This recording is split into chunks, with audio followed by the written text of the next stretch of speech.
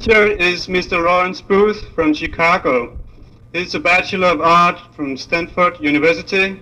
He's a Bachelor of Architecture from Massachusetts Institute of Technology. He has been running his own firm with his partner, Mr. Nagel, since 1966 till 1979, and now is with Mr. Hansen. He's a registered architect of Illinois and Michigan. He became a fellow of American Institute of Architects in 1980. He's a member of several boards of directors. So also, he has been a visiting critic at the architectural design at Harvard Graduate School of Design. He's been a visiting professor of architecture at University of Illinois, Chicago. Also, he joined the lunch line at Ball State University last year. Mr. Booth has got bestowed a lot of awards. I think it's around 30. And his work has been published in a numerous of publications. His field of architecture is housing, industrial buildings, as well as building preservation. I'm very pleased to welcome you to Ball State University. She knows it too. Thank you. Want this one around? Yeah, that's great. Oh, yeah. Here, I think I can. Like that? Can everybody hear me? I'm not sure if I tried it. It just looks like it might fall off. Oh, and there's a pointer. Thank you very much, Soren. It's a pleasure to be here. As Soren said, I was on lunch line last year. Today I was on dinner line. Pasta at the locker room. So I don't know how long I'll last. But it's nice to be here. I guess, can we just start the slides? Oh, this is good. Oh, there's the one on. You see the one on the right? That's got to be started at the other end.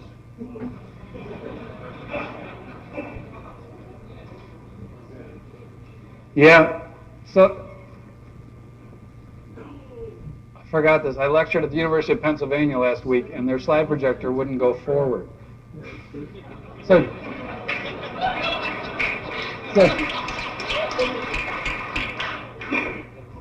now,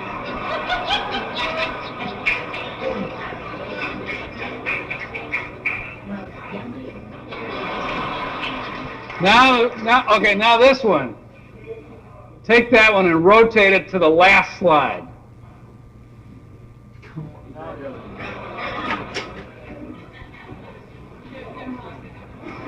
Okay. The one on the right, the last slide in the carousel, all the way around to the last slide.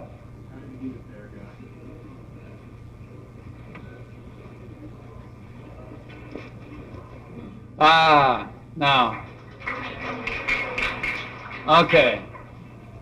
Oh, that's great. Now, if I just remember the right buttons.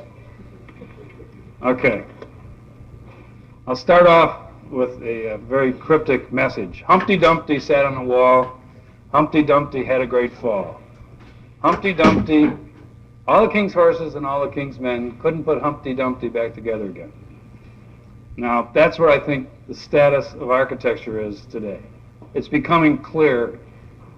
That is becoming clear. Maybe nothing else is clear, but that is clear, I think. That the general dissatisfaction with the state of the buildings that we are building is clear. They're not the greatest buildings that have been built ever. And we have all the technology at our command. We have resources and abilities, capital, and we are producing buildings which generally are met with dissatisfaction. Now, why was that the case? I think a few things can be pointed out. These are buildings that were built, the one on the right was built in 1933 in Italy. The drawing on the left represents Hilbersheimer's view of the future done about 1928. And you might think of these as sort of typical images of modern direction, of what architecture was thought the highest achievement at the beginning or toward the middle of the century. Now, as we enter in this age of dissatisfaction, of uneasiness, we look back at this and say, well, now why in the world did these people think that this was so terrific? And I think some of the things that come to mind is that we had an idea that we had power over nature. These are images of great power. And it's the idea that man, with industrialization and technology, would be given control. And it's almost like Faust. If you can imagine, we sort of sold our soul to control the world. And a great idea was progress and technology combined with rational function. So it was rationalism, the infatuation with power, and an idea of abstraction. In other words, generalizing things to the point where we had an international style that was good everywhere. You can see the building on the left here, or on your right. As I said, it was done in Italy. It could have been done anywhere.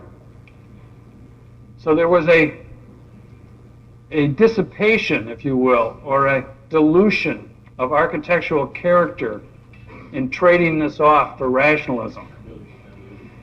The idea that architecture had to be original, that had to be totally inventive, it had to be buildings that you'd never seen before as being the epitome of an architectural ideology has to be questioned now. The sense of idiosyncratic styles, signature styles by, quote, designers, unquote, as being something that should be striven for. The idea that beauty is relative, and that it just is in the eye of the beholder, is a serious question. And generally, the loss of particularities, which then led to the loss of sensibility. So that we looked at these things and we thought this was the future, this was progressive, this is where architecture ought to go. And we didn't really see that they were quite empty of any content or meaning, other than the fact that they were new and they looked to the future. And the future was power over nature. And right now the future doesn't look that great, and the image that these directed architecture toward has turned out to be rather bleak. So we have an architecture that I think we can generally all agree, professionals alike, this generally not satisfactory, not completely satisfactory. When you go to see buildings, you don't go to the heart of shopping centers. You don't go for architectural tours to new high-rise office buildings or industrial complexes. You don't go on vacation and spend a week in a shopping center. So generally what we've built is not attractive. Now, the question is then, what do we do and how do we rechart a course that might lead us to some sort of architecture that has character and meaning? How do we reinstill architecture of character and meaning? And then the question comes up, well, what is character? And I would suggest that we could reform an ideology around two questions. That whatever a building is, what it means to us, it's very important that it respond to these questions about who are we and what are we doing. But this is ultimately the important aspect of a building, is to communicate those ideas And I think I'll be able to show that is important as we go through this. So up to about 7 or 8 years ago, I was practicing architecture with a firm belief that this image on the right here was where architecture ought to go. It should be stripped of sentimentality. It should be ordered, clear, structural. It should have light and be generally pleasant, but that it shouldn't contain any kind of overloading of sentimentality or of some sort of received ideas. It should be fresh and original. Now, in the lecture, I'm going to go through several projects that we have been doing since that time, since this realization began to occur, and it wasn't sort of instantaneous, and I couldn't articulate it at the time, but I knew that the buildings that we were doing I had no particular attachment to, and that sort of was an interesting notion, that I really didn't care. They were things to do, we did them, and they looked nice, they worked for people, but there was really no particular attachment.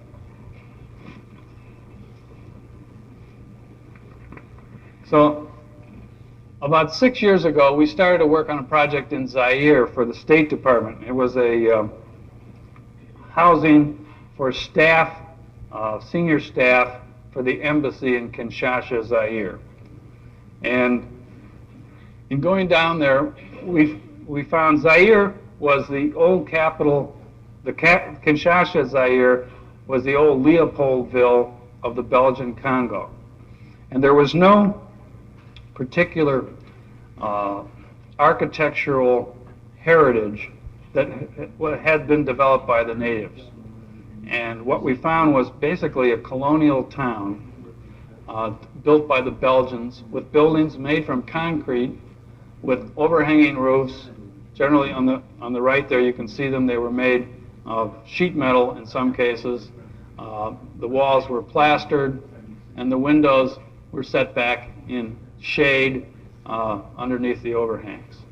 So it seemed very important that we respond to this context, and this was when contextualism was, you began to think about relating buildings to existing locations as being very important, rather than inventing something that perhaps, or perhaps not in most cases, improved the situation. So we wanted to respond to this context, but we had here we had no spiritual context, because these buildings were imported by people who came in and used the country. In other words, they mined the country, they took minerals, they took food out of the country. They were not part of the original land. So there was no organic relationship or spiritual relationship between these buildings and the country, the land. So they didn't belong necessarily. They were intruders. They were spiritual intruders. But on the other hand, there was no architectural history, nor was there any way of building buildings in this location much different than this. We could not build out of any other materials. It was physically, it was impossible because of the moisture and humidity. It had to be a concrete structure. The climate was always the same, so we faced the same conditions as the Belgians did when they came down. So it wouldn't be too unusual to assume that we ended up with buildings that were similar to the Belgian concept. The site was a little over 1.5 acres, and the density was 20 units in that site. So the buildings had to be built up high. So we ended up with a scheme that involved a 3-story unit type that was based on 2 modules, 20 feet square, with concrete flat slabs. So you can see on the left here a section through the typical building. The building was elevated off the ground for security, because nobody wanted to live on the ground there. It's very dangerous to live in Zaire because the population is 99% poverty-stricken, uneducated people who you cannot communicate with because they speak in dialects from the bush, and 1% of totally corrupt politicians and hangers-on the government. So you have this sort of green environment that is frankly not safe at all. So everything has to be walled in, everything has to be secured, everything has to be made somewhat private. So you can see we lifted everything off the ground with the exception of some service modules. The first level then would be the living, dining room, and kitchen level. Second level would be bedrooms. Third level would be a rooftop terrace with a fourth bedroom in about half the unit case. And then above that was an attic where there was the machinery for the air conditioning with a chimney that exhausted the hot air and the noise. So you had this basic townhouse section. We built it with the concrete columns, flat slabs, stucco walls over concrete block with the corrugated metal attic or umbrella basically over this rectilinear structure. Then the site plan, because of the access to the site, there was a road that went around the front here, an 11-foot wall that went around the entire complex with a single entry with guardhouses, 24-hour guards. You'd come in, obviously in the middle, and then it seemed that a symmetrical arrangement made a great deal of sense. So the automobiles would come in through the gate, turn here, go around. They could park under the structure, and then there would be these entry locations here where there would be 4 units that would be organized then basically in a pinwheel. By organizing the units in a pinwheel, it allowed for each unit to have a short side free, a long side free, and 2 corners, and cross ventilation, a little bit of a third side. So you could allow for cross ventilation, and you created a pavilion-like, if you recall the first slide on the right, a pavilion-like which was much like the existing buildings.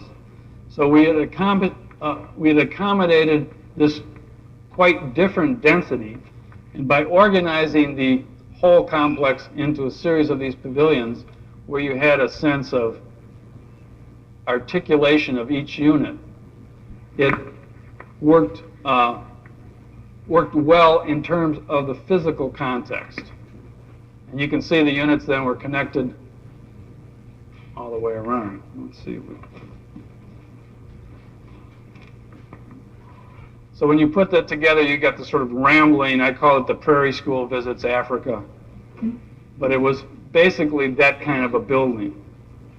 Now the thing that bothered me at the time, and it still bothers me, is that there was no way to relate spiritually to the people. There was no spiritual context that we could make contact with. And in doing this project, we became very much aware of that. By that absence of it, it became a real concern about how do you get into architecture a spiritual content that relates to the client. Now what has happened since that, the last slides here of the Zaire project, the construction cost came in high, so we had to reduce by taking 3 units out on each side here. So it reduced it down to 14 units, which I think improves the project immeasurably because it opens it up and makes it even more like the surroundings. And the randomness of it, even though it has this systematic organization, the random quality is, I think, appropriate and characteristically for residential. This does look like informal housing that's not terribly rigid or pompous, even though it does have the symmetrical aspect to the circulation. There is a symmetrical organization and plan, an asymmetrical arrangement of the units, so you created a certain informality. So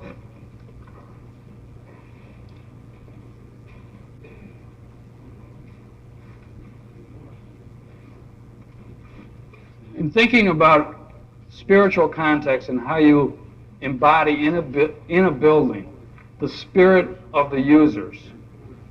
Now, you notice I didn't say the spirit of the architect. I said the spirit of the user. I think that's important.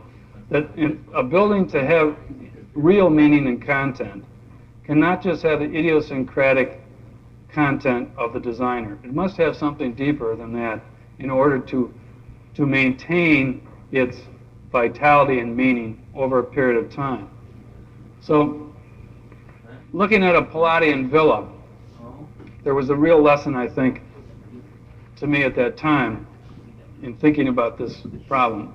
What was it that Palladio did that made these buildings so particularly attractive and a real heritage to the people who built them? Because this is a Villa Emo. It was built in the late 1550s.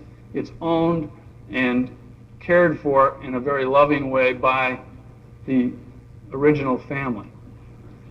And of course, these buildings had particular impression throughout the ages. These are probably the most influential buildings that have been built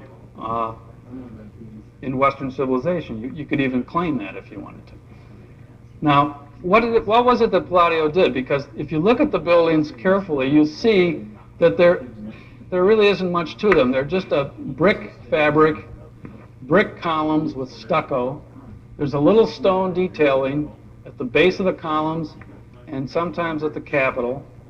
The rest of it is just all stucco and plaster over masonry. Now the villas basically are farmhouses that were built by the Venetian nobility when America was discovered, because Venice lost its monopoly on the trade routes, and these people were looking around for ways to hedge their bets and to maintain their economic position. So they went out into the Veneto, they drained the marshland and started to farm it. And what these buildings are farms. Now, these fellows weren't just dirt farmers. You can tell. They had a certain sense about themselves. In other words, they had a feeling about who they were.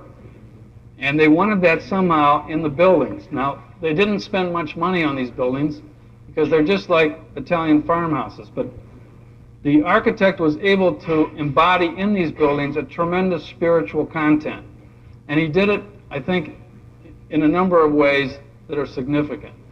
First of all, he took the functional program and employed it in a way that it carried with it spiritual meaning.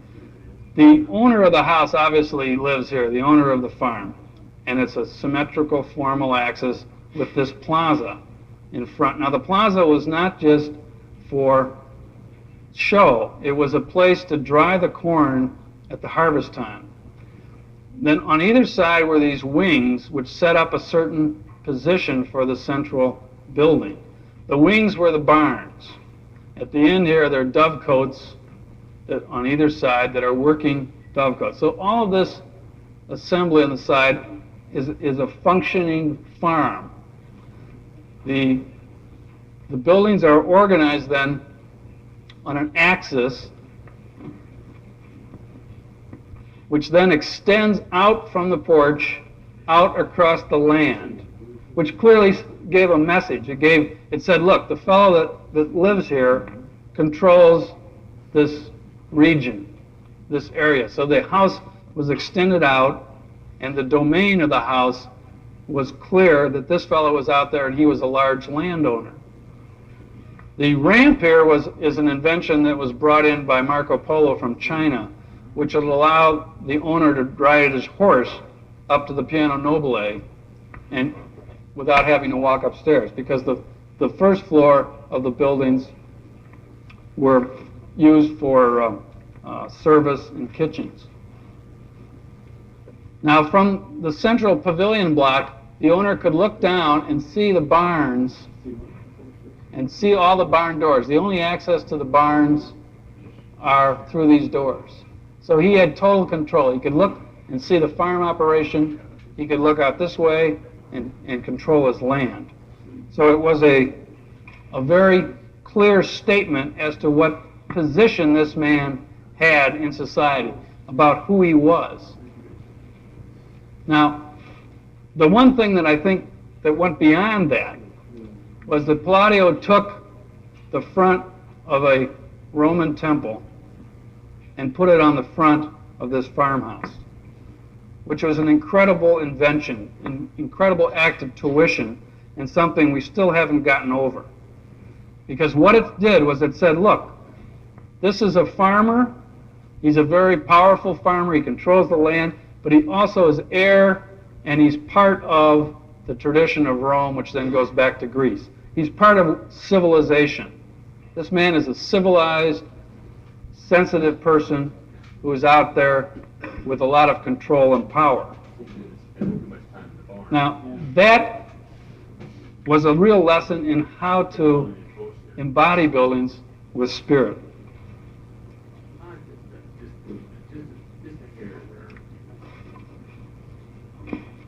Now, in thinking about that, the one example that I could show you that I think makes the point that you can also employ that today is a little house that we did for an artist friend of mine near Detroit. He is has worked in constructivism and in structuralism for the last 20 years. So he's very interested in that heritage of abstract art. And he bought a 20-acre piece of land and wanted to go out and live on the land. So obviously, I saw this also, beside his constructive heritage and spirit, was also the tradition of the individual landowner living out on the land, so that the image of the villas obviously came to mind. But the villa couldn't simply be a historical villa, because his character was one that was interested in constructivist art. So the idea of the villa, which in this case was a working building, was organized around, much like a Palladian building, a simple box. It was split in half. On one half is the studio, and the other half is the living space. So the front of the house has half a pediment, which implies that only half of it is a residence, and the other half is a working area. Then in the back, he developed a pond area, and you can see the use of color to bring in the same character of the traditional villas, but with a different kind of relationship and aesthetic, which responded to his interest in constructivism.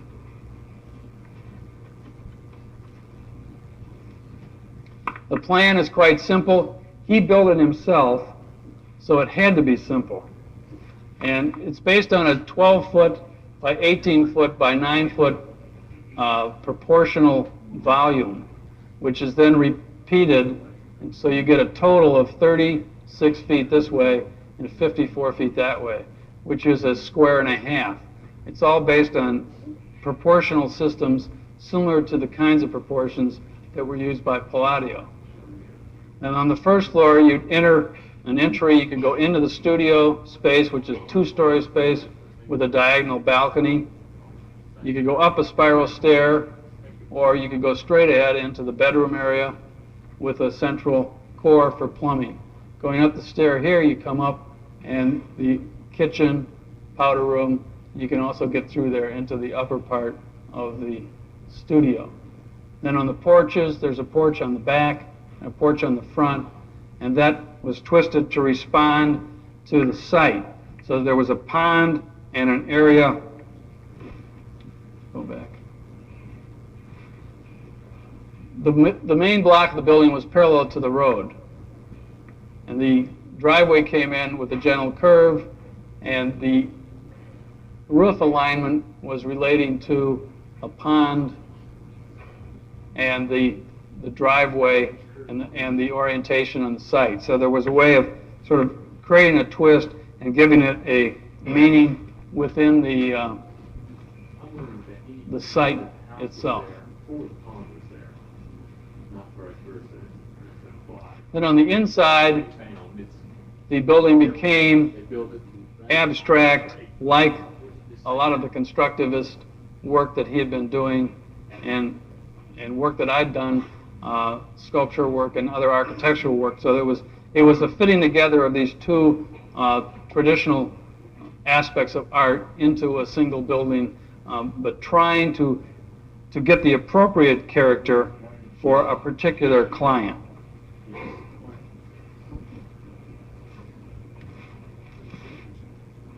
With that same line of thinking, we recently completed a building for Herman Miller, which is a little different kind of client because it's a corporate client and the concerns and problems were somewhat different.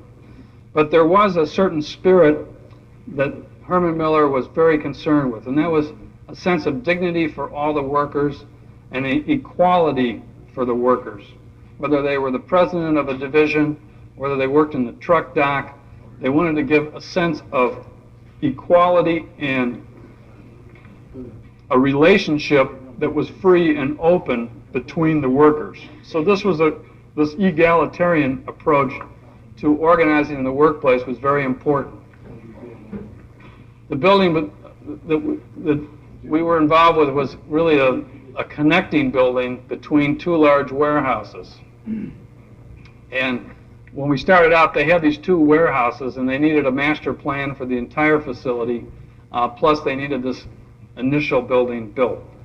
So what we thought was important that the entry into a facility like this gets to be critical. How does a worker feel when he comes to work in the morning? And it was very important that they all go through the same front door, so that you didn't have the typical industrial complex where some people parked in the back and went in a little side door by the truck dock, and some people parked right in front and walked in a big fancy front door. So the idea here was everybody would enter through a single front door. They'd all park in the front here, and the orientation and relationship of the front door to the street would be immediately apparent. This photograph is taken from the street as you drive by. So you understand where the door is, and you understand where you park, and everybody is given a sense of welcome. This is not a grim place. It's not a gray factory. So we got them to paint it, or it's a porcelain panel that is coated with yellow. We wanted it to be a joyful place as well, because work is not something you should feel drab about. It's something that should be celebrated. So the use of the color and the form to create that impression and to welcome all the workers as they come in, whether they, whatever their particular role would be. Then upon entry through the gate, there was this rotunda which would receive them, and from there they could go into the warehouse areas and the manufacturing areas, or they could circulate into the office areas, and that this would all be connected in the same kind of construction and aesthetics. Then on the master plan, the first phase is right here with the two existing buildings incorporated into a strategy that was not strictly determined. That the blue section would be the administration type functions, the beige section would be the manufacturing. It would be on a 40-foot structural module, while as the blue is on a 20-foot structural module. So you would have, for smaller work tasks and for administration, you don't need big open spaces. For manufacturing and storage, you need high ceilings and large column spacing. So we organized it into these two structural categories. Now, as the building gets built, it doesn't necessarily have to follow this exact configuration. The blue might tend to get bigger, and if it got to be more administration, or the beige would tend to get bigger if it got to be more manufacturing. But you would have a system of gates and entry on a regular basis about 300 feet apart across the front, this being the first one of those gates. The front of the building would be organized in a random way that would allow for this expansion and the changing of the building as it grew across the land. It also reflected the spirit of the Herman Miller Action Office, which is it's a system of office furniture, I'm sure everybody knows about it, where you can buy pieces and parts and you can change the configuration. It's totally organic, and flexible. So the building responded to that aspect of the company's operation. Then the construction was very simple, straightforward. Pipe columns, bar joists.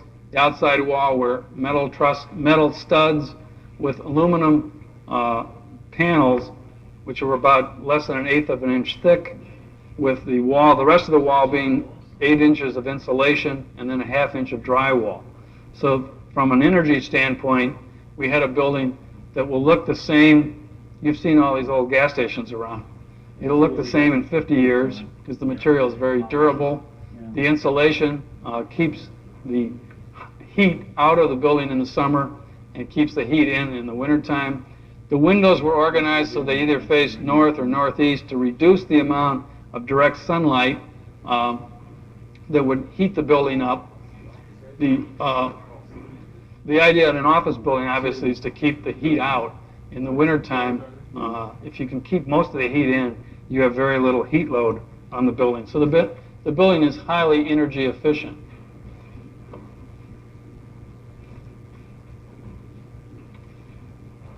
Then as you enter in the front, there are skylights that are employed to bring light directly in the center of this rotunda as you come in, so that there's a sense of celebration as you enter with the light coming down. The skylights are all pointed northeast. And the sense of getting a lot of variety in the workspace. Most working environments that we have created are, if you wanted examples of sensory deprivation, those are them. They've got even lighting at probably 100-foot candles in most of the office buildings in Chicago. They have a flat ceiling that's 9 feet above, absolutely uniform. The carpet generally is uniform from one end of the floor to the other. The desks are all the same. The windows are all the same. You work in there 8 hours a day, and after a few years, what kind of mind are you going to end up with? Because you have been deprived of any kinds of variation. So it seems what's important to keep a workforce invigorated is variety. So what we wanted to do was to create with the walls and the spaces and the configuration inside, so as you walk through the building, and we took real pains to organize it so that the main corridors were not straight, but they weaved, and they could also be reconfigured by changing the action office. So there was a lot of variety brought into the building in order to create differences during the day.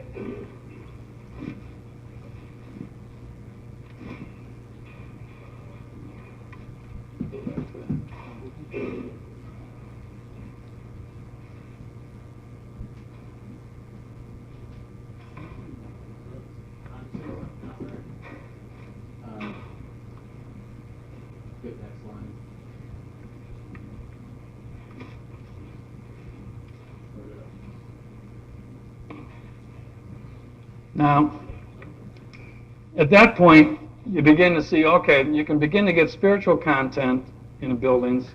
You can embody that in buildings. You can begin to relate it to individuals and their particular character. You can begin to relate it to corporations. Then you have a sense of, well, are there larger meanings and larger characteristics that can be embodied in buildings that will give them character and meaning? And you look at the University of Virginia, and you can read into it, although I can't say for sure that Jefferson intended this, but I suspect he did. You can read into it sort of an allegory of the American idea. And if you think about it like this, it's rather interesting. What Jefferson did was, first of all, he defined the lawn. Now, the lawn is a very wide open area. There are no obstacles. It stepped down, so it opened up originally out toward a view of the mountains, which has since then been closed in by another building. But the original concept was you had this lawn which was free and clear, that allowed for freedom of human action, that opened out into a vista to infinity. At the other end of the lawn was the depository of human knowledge, the library. Now, defining the lawn was the colonnade, which you could read as an allegory for the student body. The small columns standing, defining the area of free human action, with the pavilions of the professors coming over them in a very gentle and you might say affectionate way. And what's interesting too is the columns all stand on exactly the same level, the same base. That the professors were not elevated or looking down or starting from anywhere other than the same level as the student. And so you had the sense of political allegorical content in this building. And so then the thought, you begin to read about Thomas Jefferson and the ideas that he used in writing the Declaration of Independence. One of them was that all men are created equal. So you can certainly see the sense that all men are created equal. Some people have grown taller than others. But their relationships between these are not one of dominance or power over, but rather a relationship of repose and containment. That they were not trying to dominate or influence, so that the sense the colonnade could read right through. Now Jefferson believed in an interesting thing, that all men were created equal, not in terms of intellectual capacities or in physical capacities, but in a sense that was far more important than those. It was in a moral sense, that he derived this from the Scottish moral philosophers who thought that man had an inner sense, and that was a moral sense, and that the gratification of the moral sense led one to happiness. So when Jefferson said life, liberty, and the pursuit of happiness, he did not mean self-gratification. He meant that by gratification of this inner moral sense, which was gratified by helping others, which gives it a very sort of Christian ideology behind it as well, that was the gratification and the path to happiness of the individual. And that the rights of individuals and the freedom of individuals to act are at the core of our political system. So the thought that architecture could have a particular character in relationship to the American political system got to be very interesting. Then John Root, who was an early architect in Chicago, also had a very interesting idea. His thought was that human behavior could be allegorically contained in architecture. In other words, the ideas or the ideal human behavior should be found in buildings. And buildings should have repose, they should have self-containment, they should have modesty, they should have civility, they should have honesty, they should have a certain politeness. And that this was the spiritual character that was important in buildings. And that he put it even that buildings are like good friends. You should feel toward buildings like you might feel toward a good friend. And that the meaning in architecture was related to the desired human deportment, and the character of the buildings related to how they responded as you would describe how a human being responded.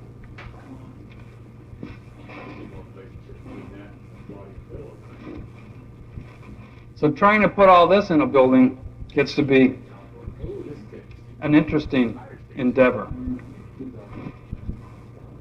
This is a fire station that was done. It is a monument to the sort of the government or the common interest watching over the property of the individuals. So they become like sentinels. They become like guardhouses, like in front of Buckingham Palace, where you have this, the guard sits in that little house with the with the little arched opening in it. It's a very quiet, solid kind of architectural quality. It says it's solid, it's not going to go anywhere, it's dependable, it has a certain absolute static quality to it. So the fire station, we look for this celebration of this public institution to somehow embody that in the character of the fire station. And in doing that, we thought that the apparatus room, where they keep the machinery in a state of readiness, was highly important. So we took that and made it very large in scale and got the glass doors to go directly up with a glass toward the front, so that there was this giant scale figure in the front that contained the apparatus. And then on either side were these secondary spaces that contained the bedrooms, exercise rooms, and the locker rooms, storage rooms and bathrooms, and over here the day room and the officers' quarters. Then there was the public entry where the citizens could come, and above that was the bell that signified the function of the fire station. We noticed with fire trucks, there's an interesting symbolic baggage that they all carry. They carry enormous chrome-plated bells and sirens and valves, and the whole detailing of fire trucks is like an odyssey in symbology, in symbolic form. The way they put them together, the way they're detailed, and their choice of things that are not absolutely essential. We wanted to get that somehow into the building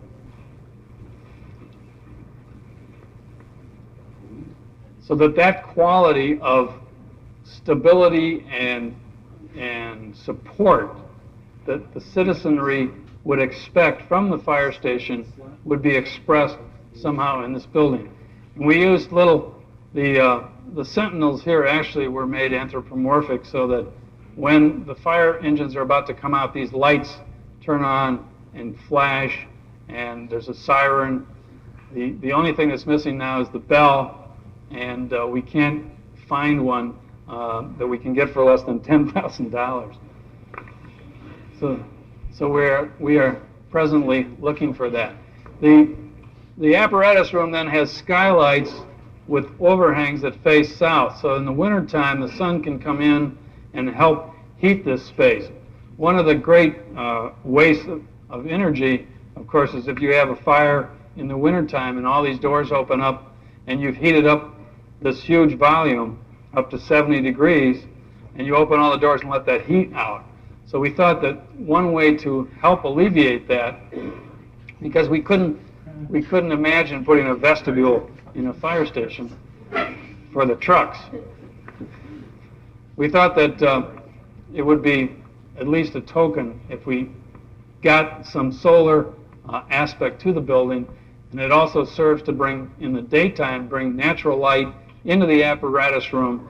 So even in the daytime when you drive by, there's enough light in there so that you can see the machinery. The idea was to make a showcase for this machinery to communicate its sense of watchfulness.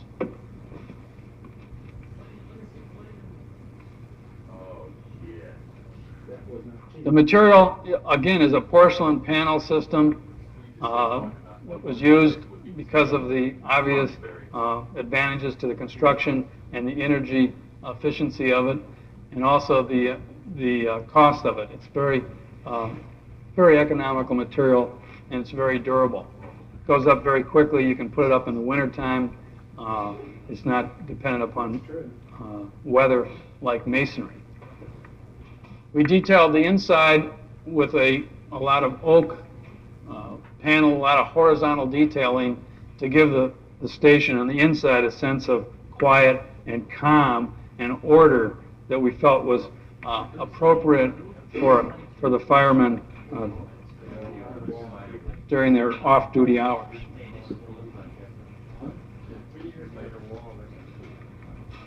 Then we had a project that came in which was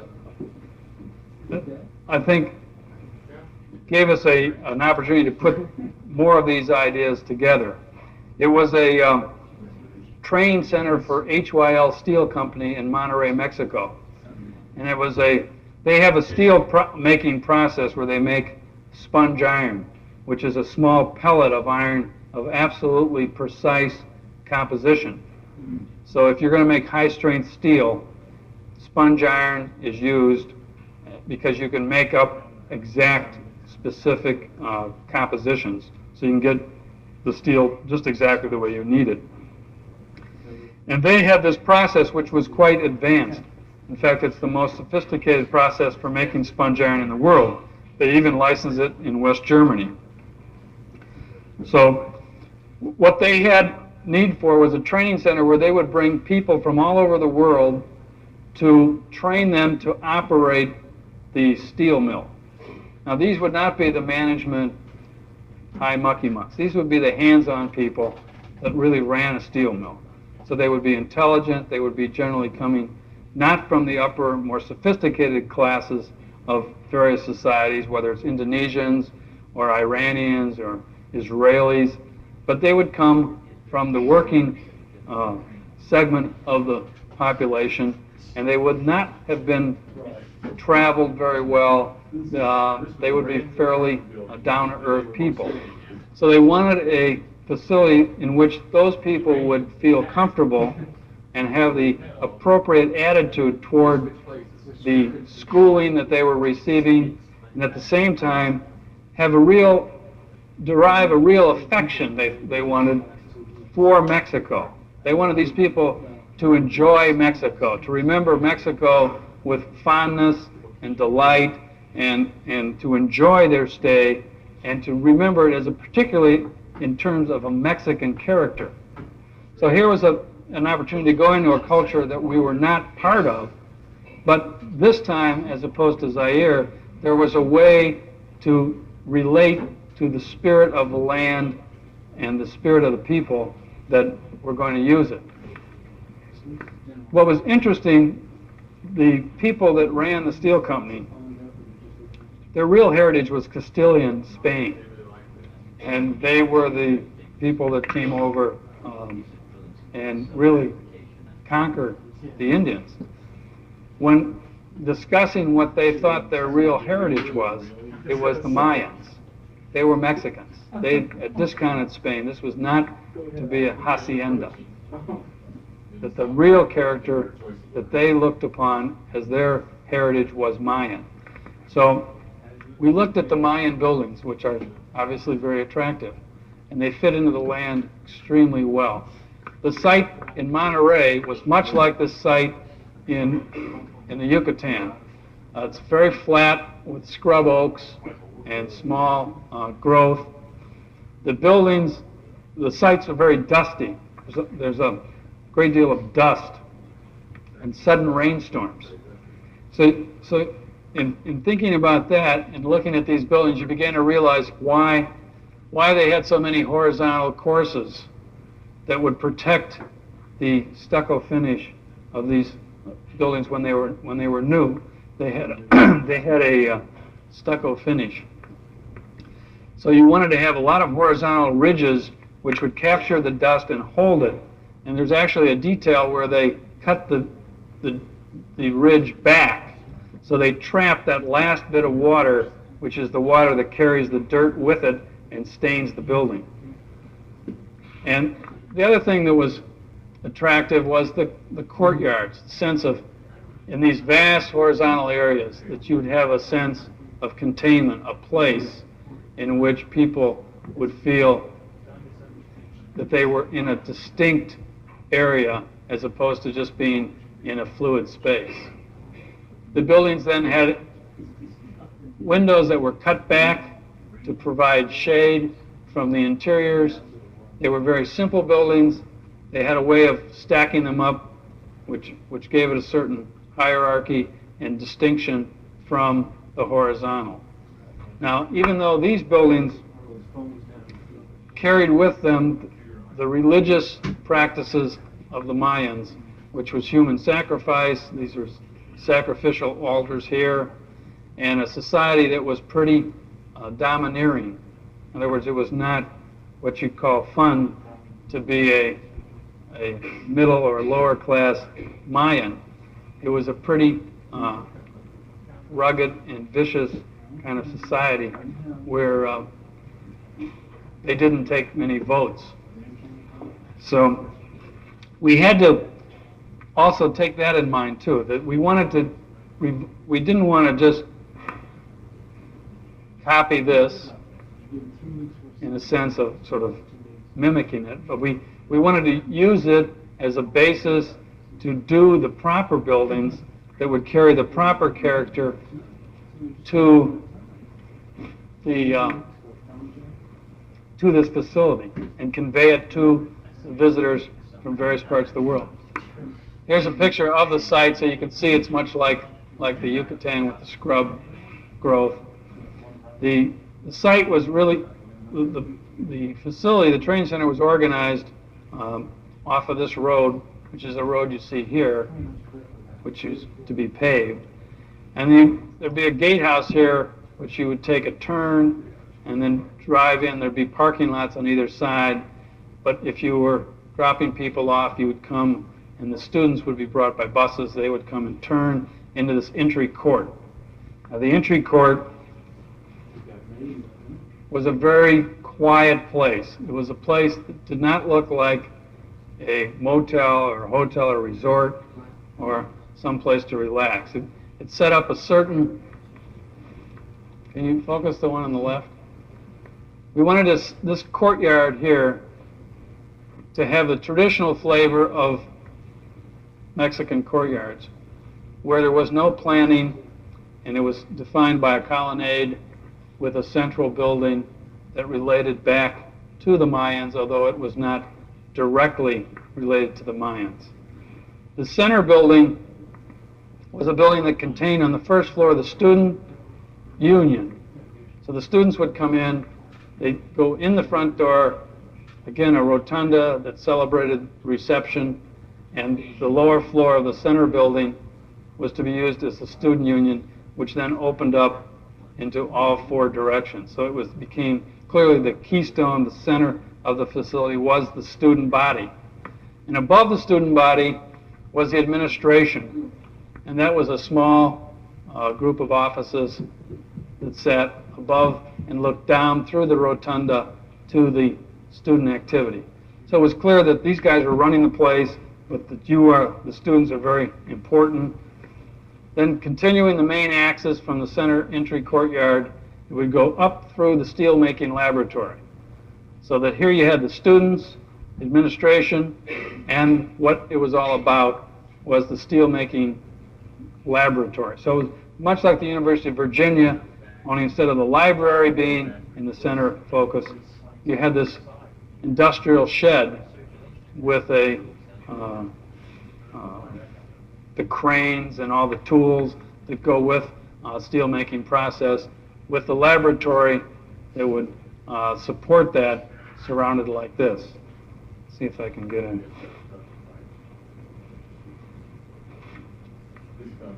Then on the other large courtyard here was a garden. So we had a hard court here that said, slowed you down, took you out of everyday life, said this is something else, this is something different, calm down, relax.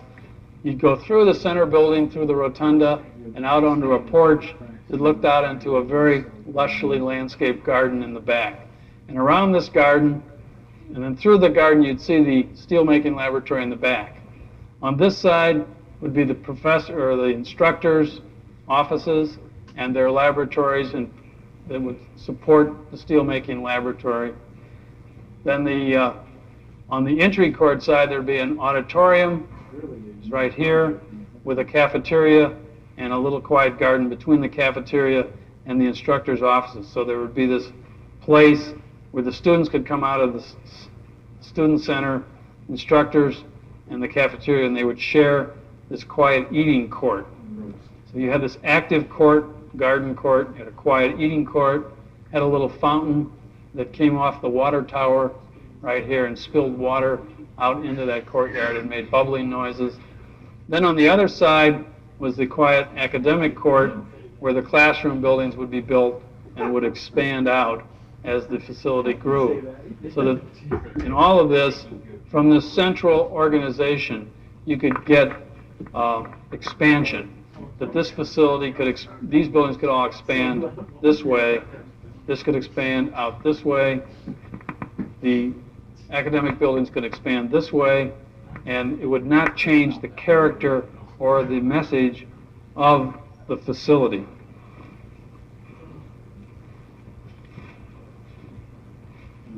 And then connecting all these one-story and two-story buildings were pergolas made from a Teflon-coated fiberglass that went around and created these shaded walkways during times when it was not raining, and protected you from the rain that would come off and on throughout the year, but on pretty much a regular basis. Then every time there was an entry point into the building, or the pergola changed directions or an intersection, there was a gate. And the gate, you can see when you came to an entry to one of the buildings, the gate created that break in the pergola system, and the intention was on these gates to take various sites from the Mexican or the Mayan and the Indian traditions and embellish them on the gate. For example, this gate could be Chichen Itza, and on that gate you would put images from Chichen Itza, you would put information about Chichen Itza, so that as you walked through the facility, you could, again, just taking an idea from Jefferson, like his pavilions were different. Each one of those pavilions was different, had a different architectural order. Each one of these gates would carry a content that would help people in their appreciation and understanding of the Mexican culture. So it was a way of embodying almost an educational process in the architecture. I think somehow we got messed up on some of these slides.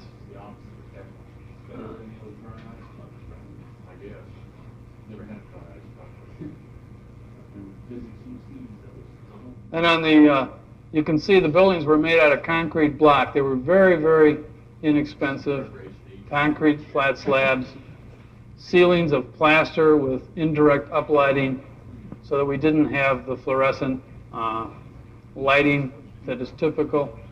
And the windows would have concrete frames that would create shadow, setting them back. And the gates would be made the same way with the precast columns supporting the Teflon-coated.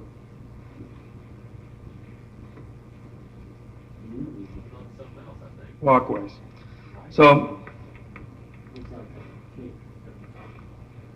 and the next project is a proposal that we're trying to get built in Chicago.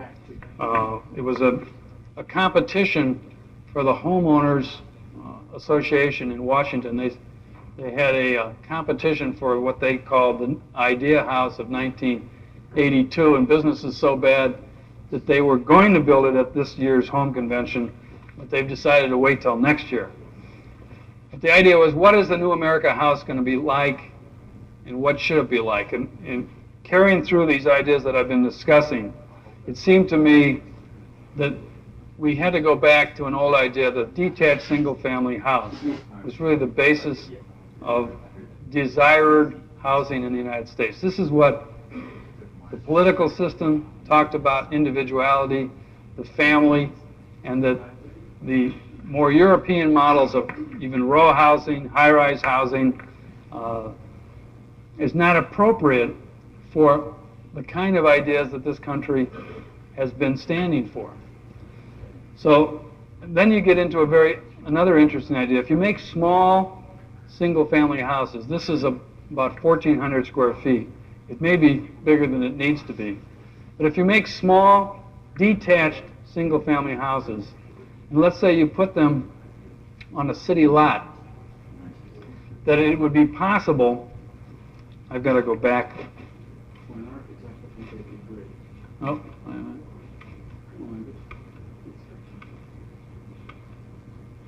Somehow these slides got mixed up in a week. I don't know how that happened.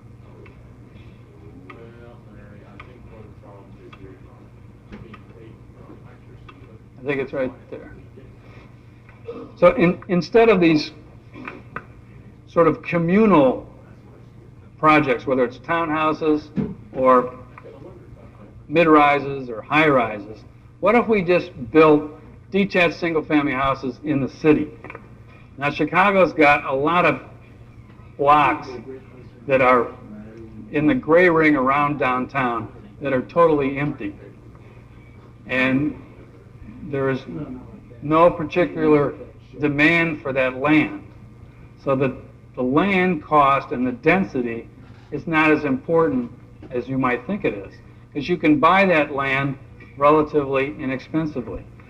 Then you can build detached buildings much cheaper than you can a multifamily unit, because you don't have to have the fireproof construction. The speed of construction is much less, because you can build one of these buildings in 60 days, whereas if you want to build even a 10 or 12 unit townhouse complex with the necessary fire construction, it's going to take you 8 or 9 months. So that the time of construction is less, and the cost of construction is less. The only thing that you might conceive of being more is the land cost. Well, the land cost, if you take a small enough lot, is not going to be that much. So this takes a typical lot in the city, which is 330 feet by 660. There's an alley down the middle, and what we've done is taken and divided these lots up into lots that are 48 feet wide and about 50 feet deep. And you get a density here of 12 units an acre. And if the land costs between $2 and $3 a square foot, and you can buy these lots for between $5,000 and $10,000, and then you put a house on them that is designed for that kind of living. And the way the house works is along the street, or along this new street, which the alley has become, is a access, and you can drive in on the side of the house. There is a facade that goes all the way across the lot. And on one side is the garage, or the carport access. On the other side is the screen wall that protects the garden. Then the house is 24 feet wide, which allows then a 12-foot space on all 3 sides of the garden, with the automobile sitting on this side. Then in the front, there's a porch, which then sort of indicates that that there is a social relationship between the individual and his neighbors, and that this is a sign of welcome and a sign of social responsibility. It's also an opportunity for individuality, because what you can imagine, if all these houses were the same, so you built a very economical building type, and you repeated that. And instead of the ersatz individuality of the suburban, where they deform the building into strange shapes and trying to create individuality, you said the individuality will be carried by the front porch alone, and that someone could build their own front porch. The builder could have 7 or 8 different kinds of porches that they could select from. They could tailor it to, if you were Chinese, you could have a pagoda out there, or whatever you wanted. But it would be something within reach of the individual, so that he could make some sort of impression on his environment. He could make some kind of statement as to who he was, and he was damn proud of it. And it would be able to do that. Whereas in communal housing, they even have rules about what kind of curtains you can hang in the windows. So this definitely is not an American characteristic, to have everybody conform to a uniform code of, I gotta go through and I'll catch this one. And the plan of the house coming. The plan of the house would be quite simple. Facade, the porch, you go through the front door. The porch would also provide covered access from the automobile that you could duck around and get in. There'd be an entry area, powder room, a stair that would come down and cascade out and become a seating area for the living area, which would be right in here. There'd be a dining room either in this corner or in this corner. The kitchen would be an element that would just sit in the space with a rear service wall and a pantry that would provide the necessary support. Then there'd be a column in the middle which would support the floor above, and it would support the building in a symbolic sense as well as a literal or an actual sense, because it would be in the middle with the fireplace moved off. So the column would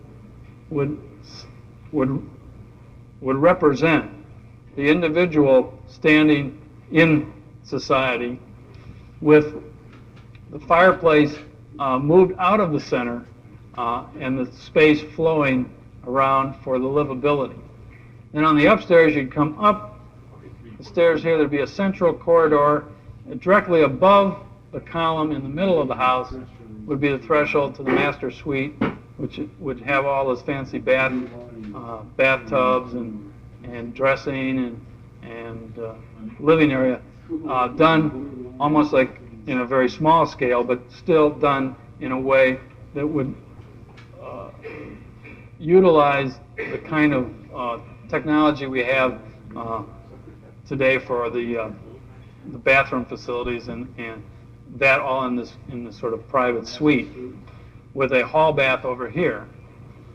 And the ceiling on the upper floor would be made with scissors trusses so that you'd have about a 13-foot high ceiling in the upper floors with an about 11-foot ceiling on the ground floor. Then these windows would open up onto the surrounding gardens with a loggia on one side to provide some privacy. And on the carport side, you could use solar panels to build the carport from, and just put them on a light trellis. The building would be made out of wood stud construction, slab on grade, plywood panels with a metal coating, which would give it a 50 or 60 year no maintenance life. The construction cost would be about $60,000, and with the land and the total package could come in less than $90,000.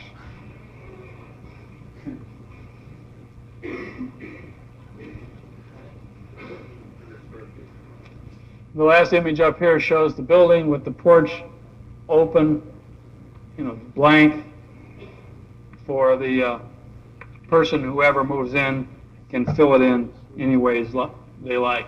There would also be the possibility of color selection with the panels so that the variety in the houses could be accented further with the use of color.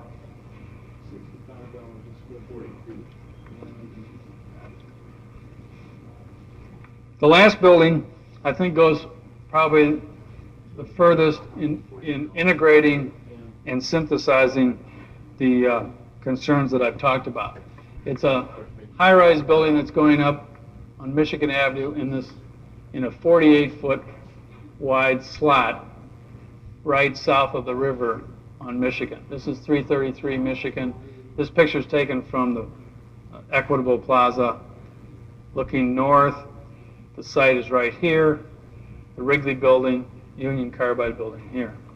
And there's the Meese buildings of Illinois Center right here. So that we had quite a heritage of building from the various ages of Chicago to respond to. In approaching this building, we looked at existing apartment buildings in Chicago. And one of the nicest ones is at 1550 Lakeshore Drive, or 1550 North State Parkway, which is this building here done by Benjamin Marshall. And what's particularly appealing about it is, first of all, it has a distinct residential character. This is not an office building. It has a quality to it that allows each individual apartment owner to put something different in the windows and change the window treatment according to his or her whims. Whereas the typical Miesian solution here, when you really look at it, you realize that these are not curtain wall buildings, they are drapery wall buildings. And the draperies are just a disaster. It's really quite ugly. And so we wanted to do a building with enough wall to it that we would not be faced with this sort of problem. And we did not want to do a building where we had to dictate to the tenants or the owners what kind of materials they could hang in the window, what color they could hang in the window. We did not want that sort of corporate imposition. We wanted to create a building that would leave the owners free to do what they wished. Then we looked at the way people enter buildings. This is a building that was recently finished, that was constructed in the manner which we would have to construct it. It's a concrete frame building. It's done by the successors to Mies van der Rohe. But in just looking at it, we were interested in the entry, which you can see clearly because it's indicated by this little roof. But comparing it to the entry at 209 East Lakeshore Drive, you can certainly feel differently about this kind of entry experience. And the quality of this entry experience at 209 East Lakeshore Drive is quite grand. Maybe a little trumped up, maybe a little historical, but still residential in its character and appropriate for the kind of people who are going to live there, who are successful people, probably pretty proud of themselves, but in the same economic level as the people that would live here. And all these people get is a little revolving door, the kind of revolving door that you get in a Walgreens drugstore. Whereas this door here carries with it a particular character which is more appropriate.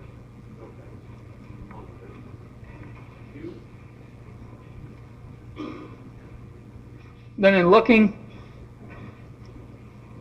at how to build the building, can we focus the one on the right here? Is there a little?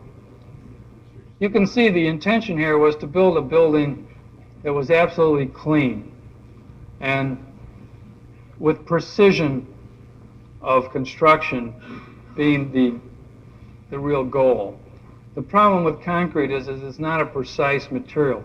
It doesn't come out perfect because it's built with forms in the field.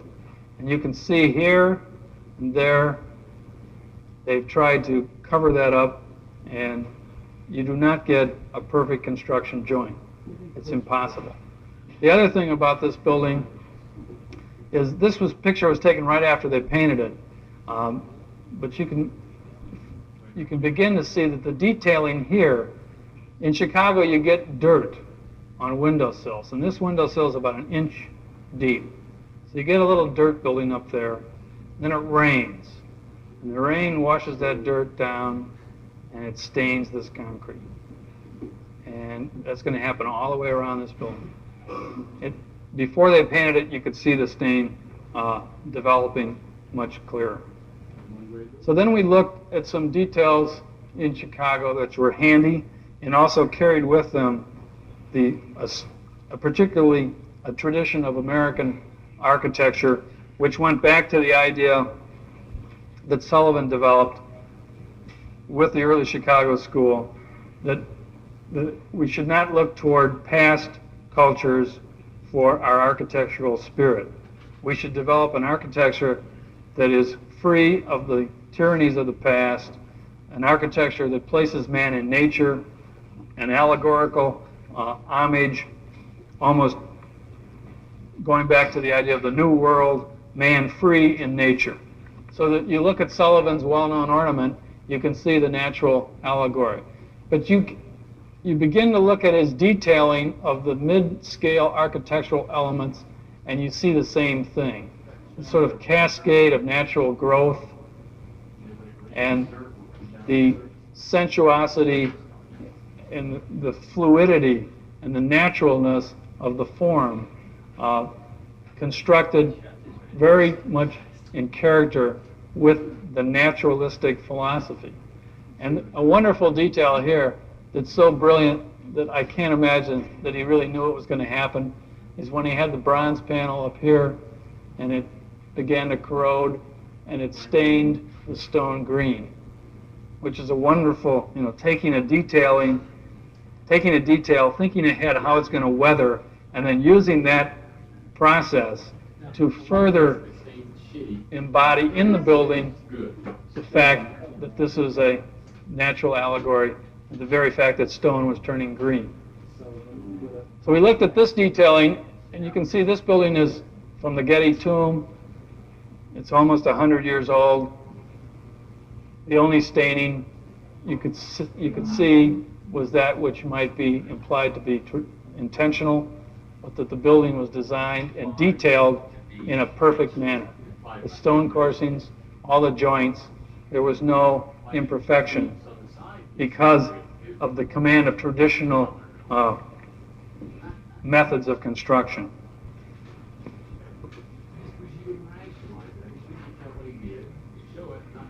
In looking at the auditorium theater, again you see the natural allegory in the mid-level, mid-scale architectural detailing. The cascade of growth, forms coming up, blossoming out, expanding, moving. Coming from the street level with the heavy rustication, the dark stone going into a lighter stone, easing up, the cascade of detailing here coming up, growing out. So this whole sense of natural growth, a building as an allegorical statement about natural growth, had to be very clear in these buildings. So why not go back to that? Why not begin again at the beginning of American architecture, where there was this interest in the natural allegory of man being free and the celebration of nature as really a key architectural generator.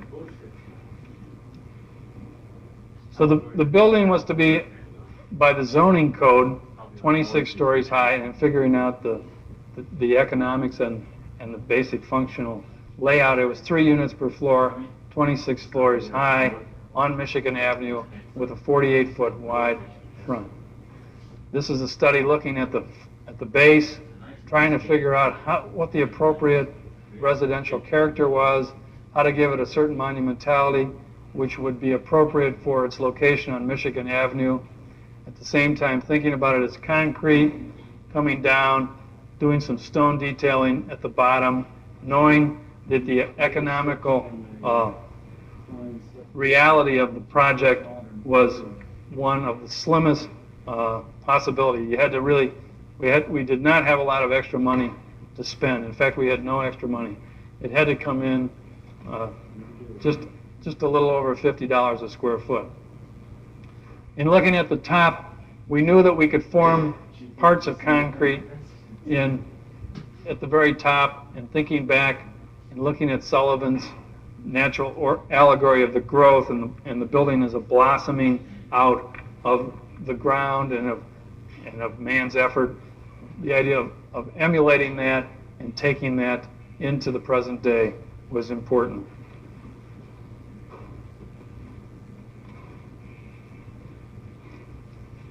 This is the elevation looking west. This is the building on the corner, which is the stone container building. There was an alley, a bunch of these little buildings which are rather old and tattered and moving on both sides of the site. So the site was just from here to there. We developed a scheme, as I said, 3 units per floor, going back to the Chicago window, the idea of a proportioning system that would read through the facade behind. So you have a bay spacing of 3 bays, and then you had spacings of 1, 2, 3, 4, 5 windows behind that read across, with the center panels of each bay being large picture windows with mechanical units underneath them. At the base, trying to pick up the scale of the other significant building on Michigan Avenue, and at the top, trying to find out some appropriate character that would state that the building was a residential building, it was not an office building, and we're trying to deal with this business here. These early studies show the runner sort of running toward these Greek temples. And we figured that wasn't in the budget. So then we got down to antennas, which was a little tedious.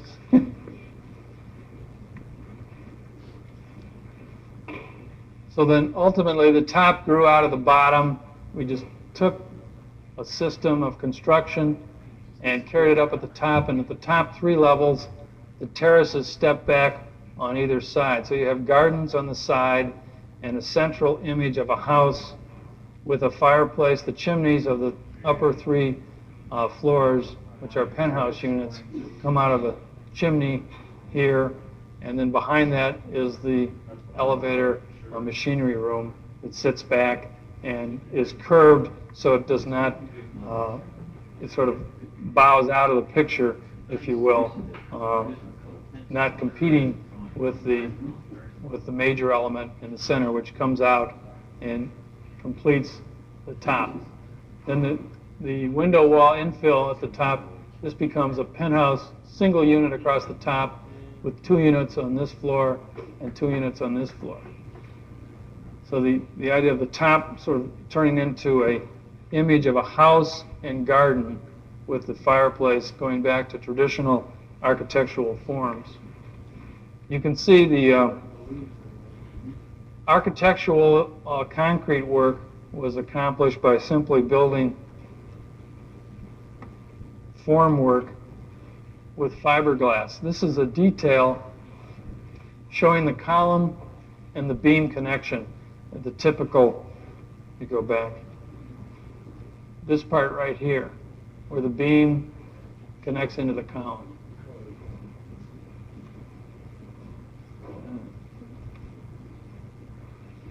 We wanted the column, in a modern building, in an abstract building, the column is the same as the beam. They're rectangles.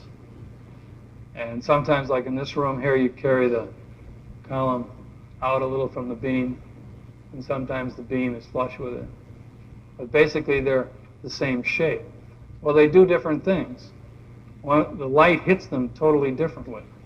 The structure within them is totally different. So there should be a different expression. And the expression of the column is one of the sort of contained round area here, with a idea that when the beam connected to the column, you would imply a capital. And that capital would be like bamboo, like a bamboo stalk that grows and then keeps going. So it's an order not of the typical classical Ionic or Corinthian where there's a real stopping. This would be an order that was continuous, where, like bamboo, it went up one after the other, continued. Now the formwork was simply made out of wood and fiberglass, with the whole dimension being about 4